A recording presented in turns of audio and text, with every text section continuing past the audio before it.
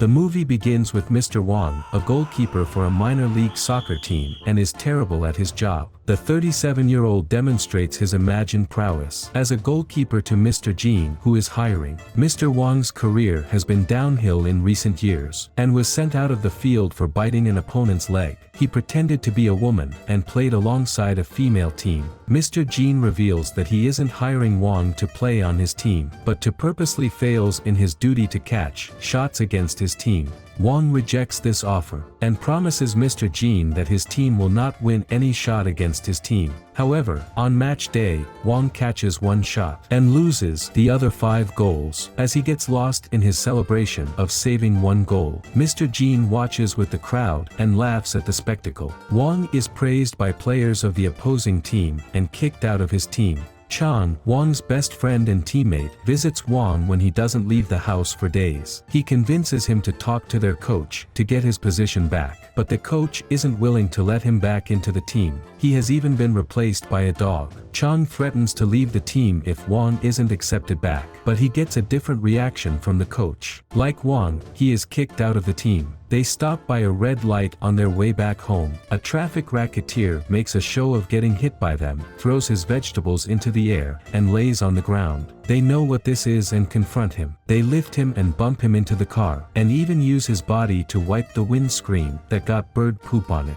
A young woman sees them, and accuses them of harassing the racketeer. They end up behind bars but get released all of a sudden, because Mr. Jean has paid their bail. He tells Wang that he doesn't own a team, and that their earlier meeting had been a test. He takes them to his office, and introduces him to Mr. Yin and Mr. Lai, of Guangming Trust Fund. While Chang waits outside, they tell Wang about his unknown granduncle, who was considered dead by the family. They tell him that his great-uncle has 30 billion inheritance left behind for Wang. However, there is a condition that Wang must meet. Through a video recording, his great-uncle explains to Wang that he must spend 1 billion yen within a month under some conditions. Wang isn't allowed to donate the money to charity, or spend it on any other person's behalf, and he isn't to tell anyone he is trying to finish spending 1 billion yen in 1 month. He can't invest the money in business, or buy gifts for anyone. He is only allowed to spend the money on himself, and can hire up to 100 staff, and can't buy gifts and burn them, or hike up market prices to exhaust the money. Along with these, there's a coward clause Wang can settle for. If he didn't accept the challenge, he will be given only 10 billion yen. But if accepts, he will get the chance for taking the 30 billion.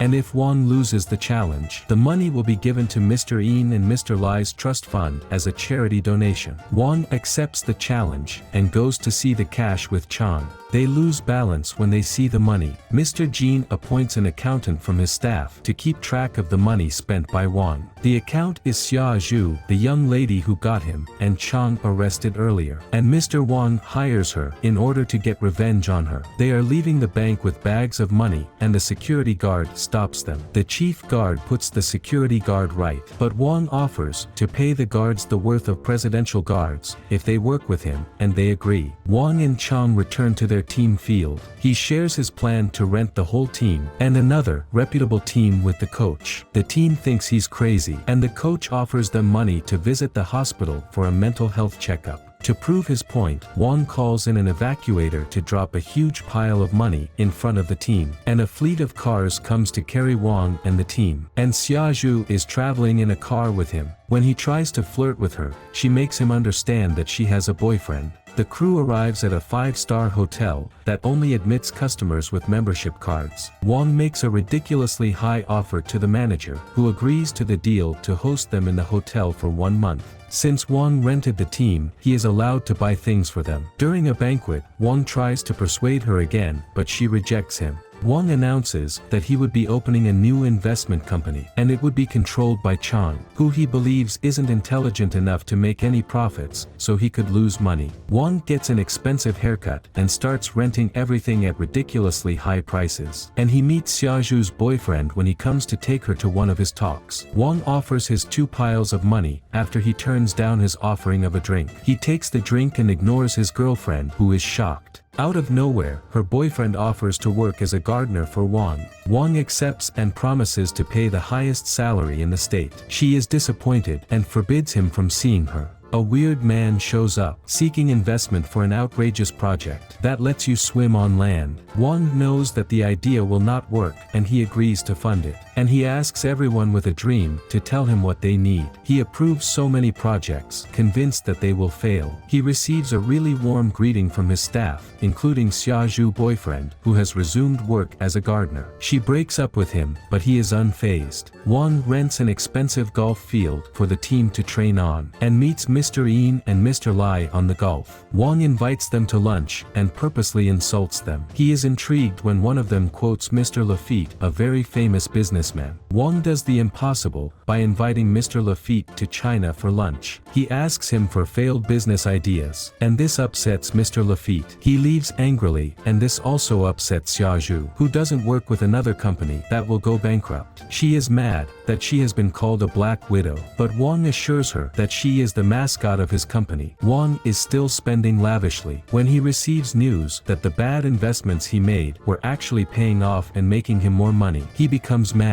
Mr. Yin and Mr. Lai are having a swell time watching Wang fail the challenge. He is woken up from a nightmare about his great-uncle by Chang, and makes him meet a man with one bad eye. Wang immediately agrees to give the money without waiting to hear his story. Chang promises to set up fireworks when the idea yields results. Xiaoju is sulking alone in her apartment on her birthday when her boyfriend comes knocking. He asks her to convince Wang to funds to sponsor a book idea he has. She drops his flowers on a table and smashes the cake on his face, and kicks him out, and then goes to see Wang. She is surprised by a show of fireworks, and she is grateful for the birthday present. Wang sings a birthday song for her, pretending to be already aware of the date. She is touched by the present, but insists that she and Wang can be together. Wang puts up her pictures on billboards throughout the city to convince her to give him a chance, and she gets unwanted public attention because of this. She calls Wang to fix it, but he invites her to a concert instead, and she gets into a taxi to go back home. The taxi stops at a traffic light, and the racketeer returns and makes the same show. She can now see that Wang was not at fault. She goes to see Wang, and tells him she wants to get to know him better. She attends the concert in the hotel, and has fun with the musician, who is her favorite singer, and Wang as well. They go out for dinner, and play soccer with some kids at the park. And they have a lovely walk under the evening sky, giggling, and holding onto one another. Meanwhile, Mr. Yin and Mr. Lai have invited Xiaoju's boyfriend over. They reveal the secret of Wang's riches to him, and offer him money to sabotage Wang's plans. Wang meets his team partying instead of training, and finds that they are celebrating because the company has earned 10 billion. Wang is distressed. He goes missing, and announces a scheme to go bankrupt to the entire public. He establishes the fat insurance program,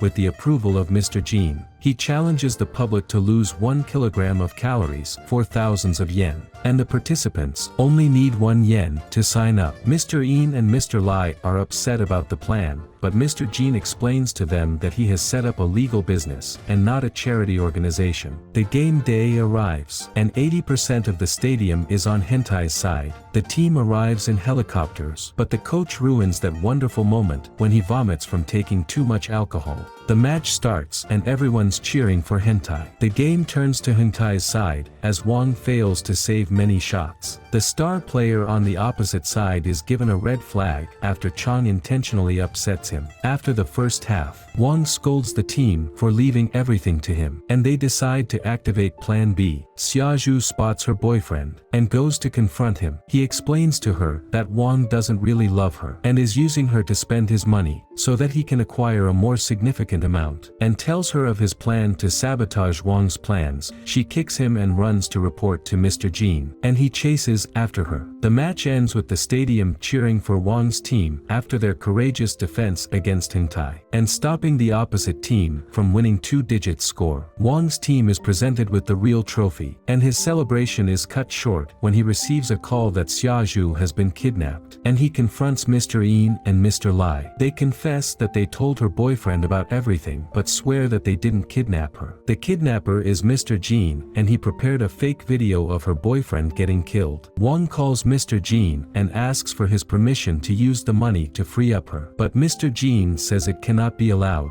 The plan is the third and final test Wong is to face before he can inherit his great-uncle's wealth. She is convinced that Wong will not come to save her, but Mr. Jean has faith in him. Wong is devastated and decides to get drunk to forget his predicament. Time runs out and Mr. Jean is disappointed. As the goons leave the building, they meet Wong on the staircase covered by guards. He closes his eyes and tells the kidnapper to take his money and let her go. He tells Wong that he has passed the final test and Wong is relieved. Wong marries Xia Zhu and gets her pregnant. They then approach a charity foundation and are about to donate all their wealth away. The baby kicks in her stomach. They then think of their baby and ask the attendant if it's okay to take out some amount for their baby. She agrees to it, and they take a lot of time, listing all the numerous things that their baby maybe will need.